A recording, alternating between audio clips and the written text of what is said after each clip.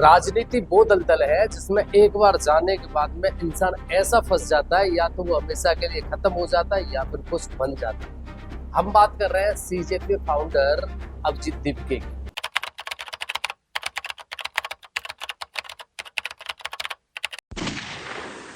भले ही अभिजीत दीपके ने अपना प्रोटेस्ट सक्सेसफुली खत्म कर लिया, लेकिन मुश्किलें उनकी अब बढ़ गई है। जी हाँ, अमेरिका में बॉस्टन यूनिवर्सिटी से मास्टरिंग करने वाले सीजेपी फाउंडर अभिजीत दीपके पर कई सारे आरोप लग रहे हैं, जिनमें सबसे बड़ा आरोप ये है कि बॉस्टन यूनिवर्सिटी, जो कि अमेरिका की टॉप यूनिवर्सिटी में गिनी जाती है, जहां का खर्चा सालाना 30 लाख से लेकर के 1 करोड़ तक का होता है, वहाँ की फीस हम जैसा कोई आम इंसान नहीं झेल सकता, क्योंकि वहाँ की जो फीस है वो 30 लाख से 1 करोड़ है।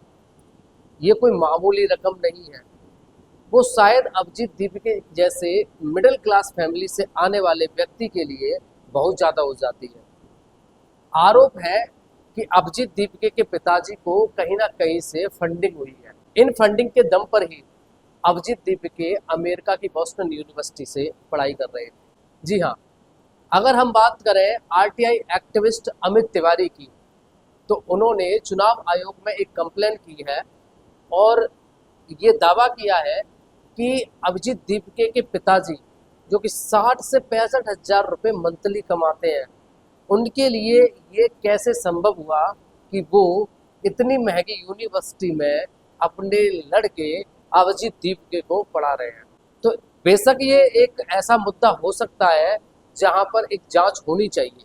हम एक पक्ष को सुनने के बाद में ये निर्णय नहीं ले सकते कि क्या सच्चाई हो सकती है।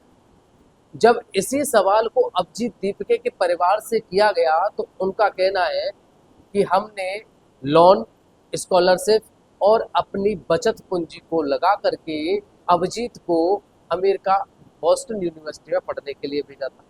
बहुत सच्चाई जो भी हो, लेकिन जैसा अभिजीत दीपके हमेशा से अकाउंटेबिलिटी की बात करते हैं, तो अकाउंटेबिलिटी तो यहाँ भी बनती है। चाहे वो अभिजीत दीपके हो या फिर सीजेपी प्रोटेस्ट में जितने भी सपोर्टर्स आए जिन्होंने अंधाधुंध पैसा लुटाया। बॉस, एक सीजेपी प्रोटेस्ट में इतना भर भर के खाना आया, इतने हजारों युवा, हर टाइम पे भोजन उपलब्ध था, उनको जोमेटो, स्विगी, ब्लिंकिट, इन सभी माध्यमों से लगातार खाना भेजा जा रहा था, जरूरत की सामान की चीज़ें भेजी जा रही थी।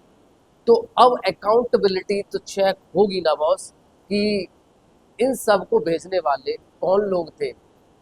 हाल ही में कुछ दिन पहले एक मुस्लिम लड़के को पकड़ा गया था, जिसके ऊपर जांच बैठी। उसका आरोप था कि उसे यूपी पुलिस लगातार परेशान कर रही है। लोगों का मानना था कि वह एक साधारण सा व्यक्ति है और मोबाइल की शॉप रन करता है।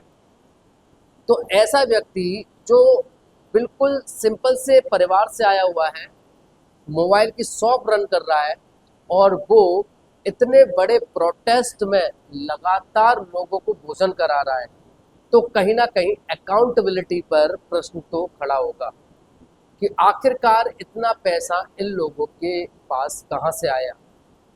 क्या इनको विदेशों से कोई फंडिंग हो रही थी?